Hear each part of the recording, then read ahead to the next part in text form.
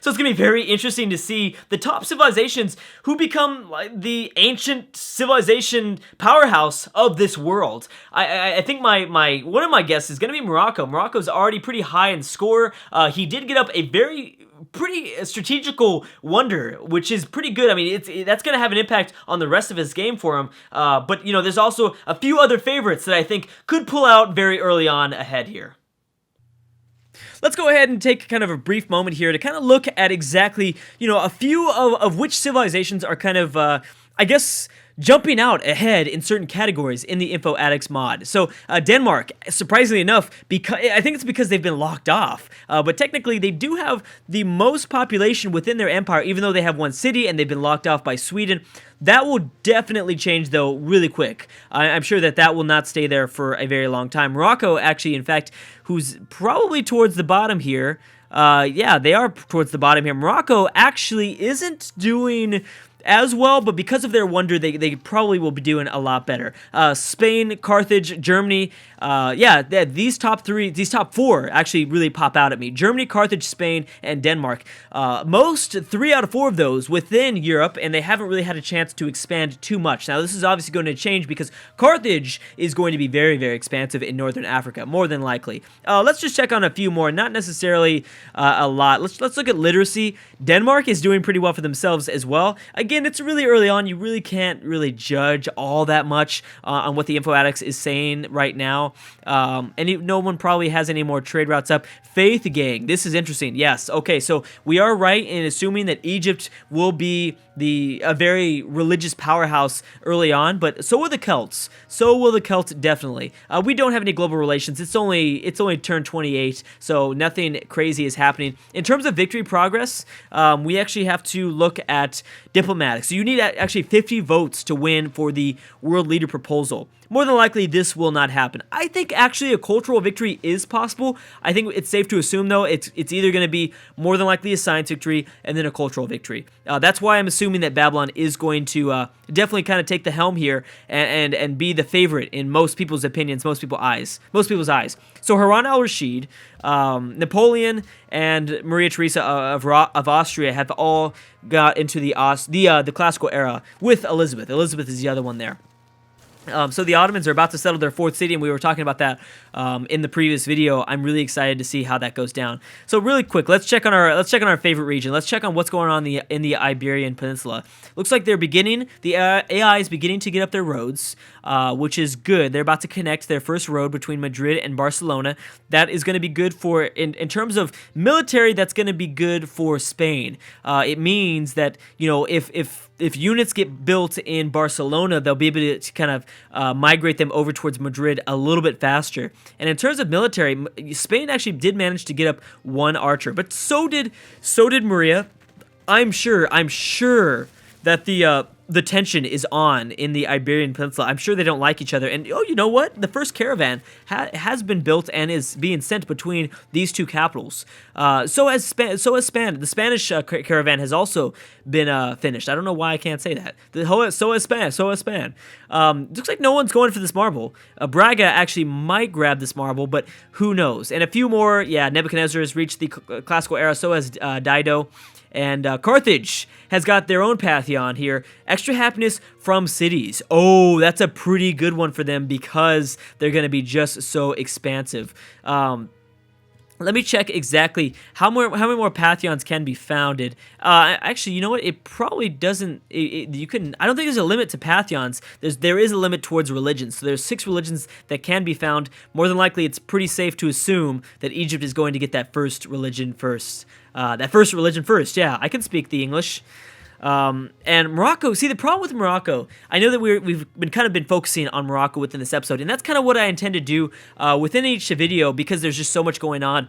I do kind of want to focus on particular civs within each. I don't know if it's going to be each turn or each video. We'll kind of see and we'll kind of fish it out. But the problem with Morocco is they don't have a lot of good spots. The AI will definitely want to avoid settling within the desert at all costs. Now, the thing about this map mode that differs from a lot of the other European map modes is that it goes pretty far into the Sahara Desert.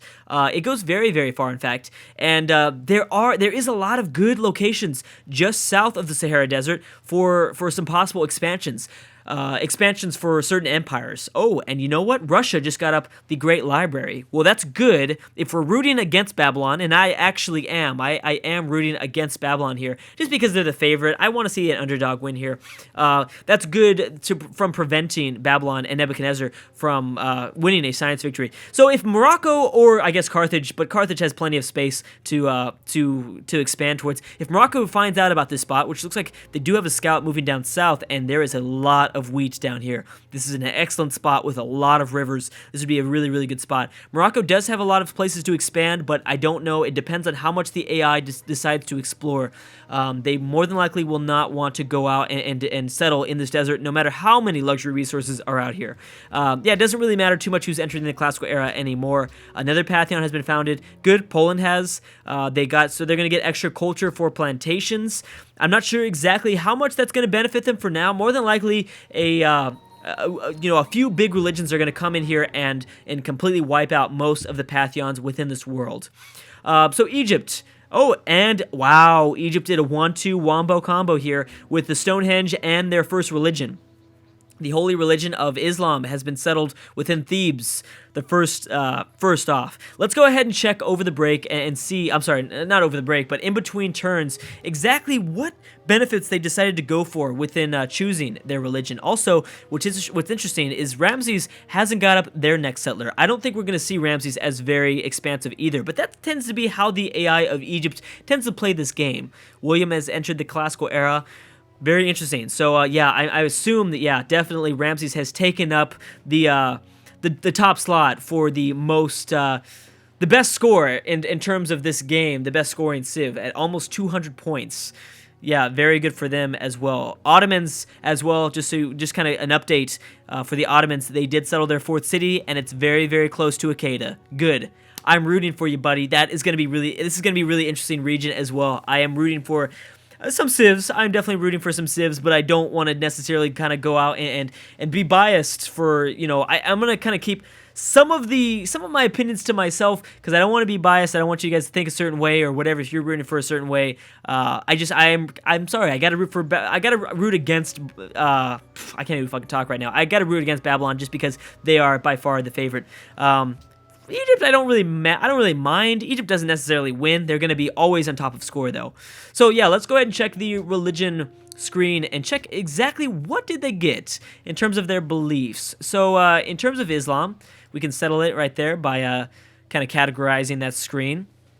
Their pantheon, I don't care about their pantheon that much. So, there it is. So, they're going to get faith for purchasing monasteries. Okay, that's going to be good. That's going to give them quite a few extra bonuses in terms of, I think, faith, culture, and I can't recall the other one. They're going to get another, maybe is it... I cannot remember. I think they might get happiness. It might be happiness, which doesn't really mean much for an AI. Happiness doesn't really do anything. Also, they're going to get 15% more influence resting points for city-states. Okay, so this religion isn't powerful at all, but more than likely, we have to remember that Egypt will definitely reform their religion, and they're going to be the first to reform their religion. And they're definitely going to expand upon it and get a little bit more beliefs. But so far, very underwhelming Islam. Very, very underwhelming Islam. So I'm not too worried that Egypt's going to be super, super powerful. I think we're going to be pretty safe. And I'm kind of looking around the map. Has anyone else settled their third city? Florence is still stuck here. Rome is going to settle right here on the on the boot. Excuse me. On the boot, locking off this region. I think, is this the... I can't remember the sea. It might be the Adriatic. I might be totally fucking that up, but I think that might be what the sea is called. So Rome is going to kind of control exactly who passes through this area, and Rome might have an opportunity to take over Venice. But Rome is going to be very powerful, and they're going to be very powerful early on with their legions and with their siege unit. I can't recall the name off the top of my head, but they have their Roman legions as well as their siege, the ballistic. So they could have an opportunity of wiping out Venice, which means Rome would be looking very powerful very fast, very early on. We might see even a historical battle between Carthage and Augustus Caesar. could be interesting in terms of most expansive civs in this game. We are going to see Dido settle her third city, and like we assumed, she is going to go for more likely these dyes and these gems as well. Oh wow, and Morocco. Oh, never mind. I'm smoking crack. But I didn't realize how close Rabat and Braga are close to each other. This is interesting because it means that, you know, depending on how big the navy of Morocco is, which it might not be that big because they only have one coastal city so far, so I don't know how big of a navy Morocco might get up. But it could mean that Portugal and Maria, she might get sandwiched here in between a expansive and aggressive Isabella of Spain and maybe Morocco. But I think, actually, you know what? I think it's going to be the other way around. I think we're going to see Portugal attack with a pretty big navy because she has already two cities with on the coast. Porto is not, unfortunately, which I don't think was the right decision for her to make, but that's okay. But because she has two coastal cities, we might see her have a pretty I know that she has a unique boat, I believe, that could take over this Moroccan city. She actually might, she might do that, which would be good. Which would be good for Portugal very early on. And as we kind of predicted, yeah, Portugal did do what we wanted. We wanted Portugal to be very expansive, and that was really going to be the only way I think she was going to be able to stop Spain. Because if Spain began to get natural wonders, she was going to be powerful herself. So so I think that Maria is doing a great job at kind of stopping Isabella at some point here. At some point. Another Pantheon has been founded, and more classical era things have been going on. Solomon has taken up the second slot, still pretty far behind Ramses though, and Arabia, good for Arabia.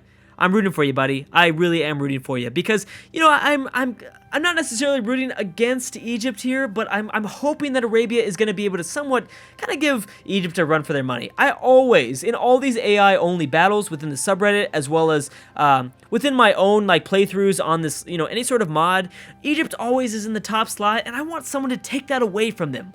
So I'm rooting for you, Arabia. I know you can do it. You're going to settle your third city, and it looks like you're going to grab. Maybe you might go right there. Grab some marble, grab some silver. Maybe you won't have access to this mountain. I don't think so.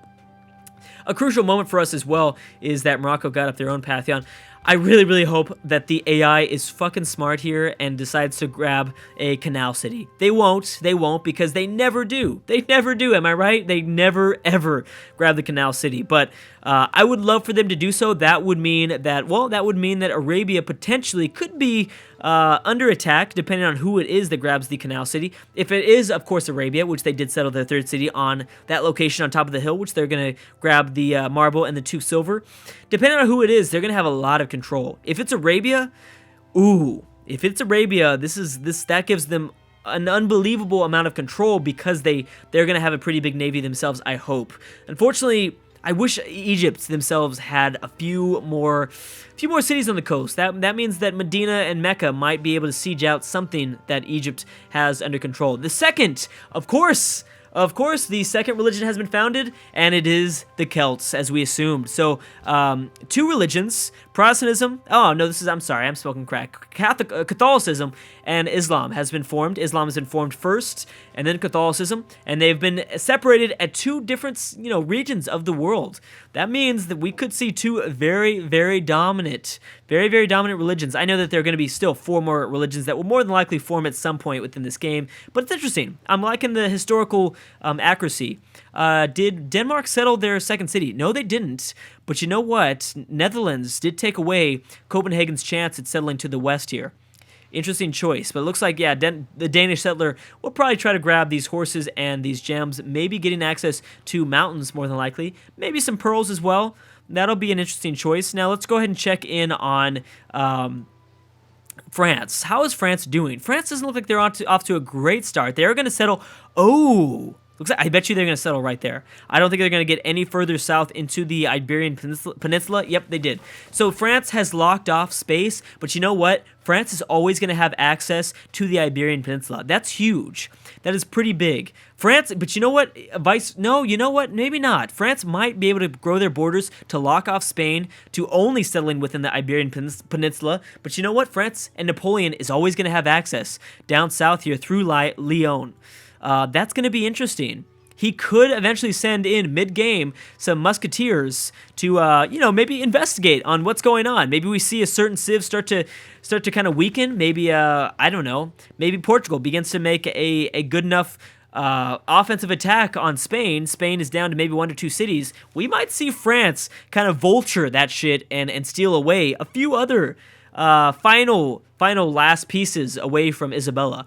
Could be interesting. So yeah, France has got a pretty good spot for them. Good for them. Venice is having some trouble. I think we might see Venice fall pretty fast here, unfortunately. I know Venice was probably one of the biggest underdogs when starting this campaign, but yeah, I think they're gonna stop. They're gonna fall apart here because of the ballistics, the ballistas. I think they gotta be right. I feel like they kind of have to be. Germany has really got to get their shit together if they're gonna want to keep up, specifically with Poland. They're gonna have to. So will Austria. But the thing about Austria is their unique ability kind of. They want to be friendly towards city-states, but they really could, you know, kind of, I guess, benefit from taking over a few of these regions. Now, I know that they have the possibility. Greece just totally forward-settled. It's turn 35, but they had to. I guess I get it. They had to, but Greece totally forward-settled up here just south of Poland. I'm not sure how Poland is going to take of that. You know what's surprising? Poland doesn't have much of an army at all. They still only have 3 warriors. They still have 3 warriors, but they do have a 4th settler. Oh, that's interesting. They haven't got much of a military yet. More than likely, they could wipe out Austria and whatever they have coming at them. Austria is very weak. Germany, I believe, is very weak, even though they do have a great general. Oh, that is particularly interesting to see what's going on here in the whole middle region of Europe. And this is where the big clusterfuck is really going to happen. It's going to be exciting to see how this whole region plays out. Yeah, so Poland is doing really, really well for themselves, and I'm interested to see exactly which. We should check that over the break. You know what, let's wait until the turns stop. As you can see, you know, as I talk, I'm gonna kind of hit the next turn so we can kind of see animations go and you know, we can watch things happen. Let's check exactly which policies, which AI is going for. So if we go for the diplomacy and global politics, we can see. I'm really looking for honor and piety. So Arabia and Ramses went for piety, obviously. Elizabeth went for liberty. That's probably a pretty bad choice for her because she's not going to be very expansive. France went honor, so he's probably going to be, I don't know, maybe a military threat, which would be good. He kind of has to be if he wants to survive and do at all have a chance in this game. He could be a very good threat to a cultural victory in the late game. Good. Bismarck went honor as well. Liberty for Greece.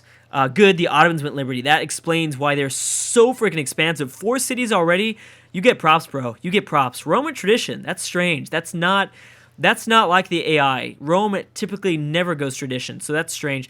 Russia, why the hell did you go piety? That's just the AI being the AI.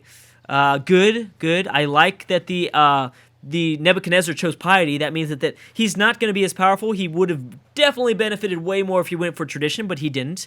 Austria tradition, Dido piety, the Celts went piety, which means that probably explains why they got the second religion in the game. The Netherlands went tradition, 3 tradition. I think we can assume that anyone that goes tradition is going to be a little bit better than the other AIs just because tradition is the best social policy to go for. Sweden did go honor. That is making me think that Sweden does feel threatened a little bit by Harold's presence just south of their capital. We might see Denmark get taken over by Sweden. Could be interesting. Spain went piety. Morocco went piety. Poland, no. I'm rooting for you, buddy. Don't go piety. That's not the right choice, man. That's not the right choice. Oh, Portugal went honor. We can assume she might declare war on Spain here. Spain, I think, is actually going to be the weaker civ. I think we might see Spain get knocked out of the Iberian Peninsula at some point. And, of course, Venice chose tradition. Good for them. They really needed that. They really, really needed any sort of bonus they can get. I guess. I mean, I don't know how long they're going to survive. With only 3 warriors, and they still haven't used their great merchant, it's going to be an issue. It certainly is going to be an issue.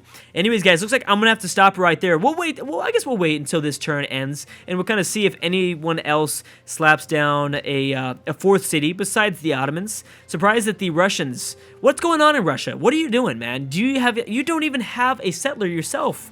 And wow, the Netherlands are actually scouting out this region pretty good. You do have a pretty big military. You have 4 warriors, an archer, and a spearman. You're ready for war, but you don't have anyone to go to war with. Well, you do, Russia. You do, but bad Russia. Bad Russia. Is that too soon? That's way too soon. This is still a pretty big situation that's going on. I feel bad for myself. Come on, Drew. Pull yourself together, man. Anyways, guys, I'm gonna have to stop right there. Thank you so much for watching, and I will see you guys next time.